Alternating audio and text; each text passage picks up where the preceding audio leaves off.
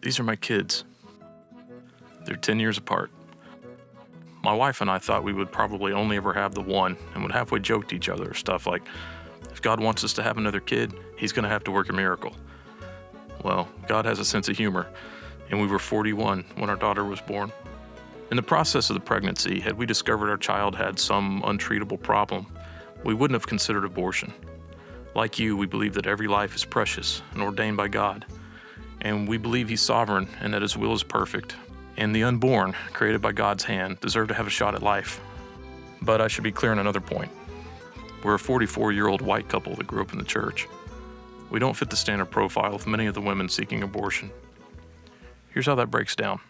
In the Arkansas counties Hope of the Delta serves, the abortion rates are over 10%. In Jefferson County, it's over 20%. That's more than 200 babies out of every 1,000 pregnancies taken before they ever get a chance to see the sun. In Crittenden County, it's almost 16%. In 2017, the statewide abortion rate among black women was 15 to 20%, while the rate among white women totaled 5 to 8%. In 2017 alone, across the country, there were 851,000 abortions. That's an abortion rate of 18.1%, nearly 1 million babies. However, among black women nationwide, that percentage jumps to 34%. 34% of all pregnancies among black women nationwide were terminated. 295,000 black children taken in 2017 alone. This is a genocide. 850,000 deaths a year in any other context would be the number one public policy subject of the day. We would be at war with whatever was doing this to our country. That's 8.5 million babies killed in a 10-year span.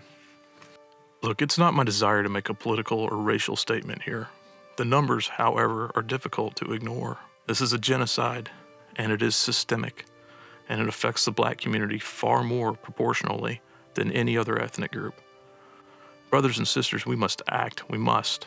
Regardless of your background, race, politics, opinions, or past, we must band together for the sake of our communities and our churches and our souls. Hope of the Delta is already in action. Hope has locations in Pine Bluff and West Memphis and is in the process of opening a location in Stuttgart. We also have a mobile unit that goes to those in need. Every day we work with the young women and men of our communities to provide alternatives to abortion.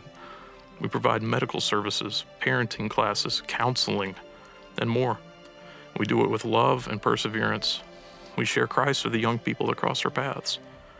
We form lasting relationships. The men and women of Hope are soldiers in this very real war for lives, and they are tireless. But we need your help. We survive on your generosity. Here are some numbers. We project Hope in Pine Bluff will need a budget of $215,322 for 2021. The mobile unit goes where no building can, but it requires $82,638 to continue to do so.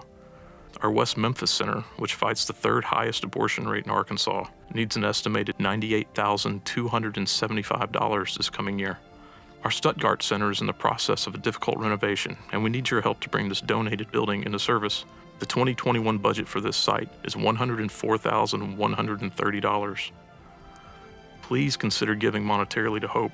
We invite you to join us in the struggle for lives, born and unborn. Anything you can give helps us continue to bring Christ to the Arkansas Delta, to bring hope. We have an obligation to protect the helpless, those without a voice, to fight for them. We have an obligation to fight for the young women and men that are hopeless in the face of a life-changing pregnancy. When they see no other way, we're obligated to show them the only way, in Jesus. When our daughter was born, they whisked her away from us before we could even lay eyes on her. They told us absolutely nothing. We were scared. For more than an hour, we waited. Finally, a doctor came in and told us, just matter-of-factly, well, your daughter has spina bifida. I felt like I'd been punched in the gut. There was a solid chance my little girl would never walk on her own. Life, as we knew it, had just drastically changed. What did we do wrong that God would punish my child?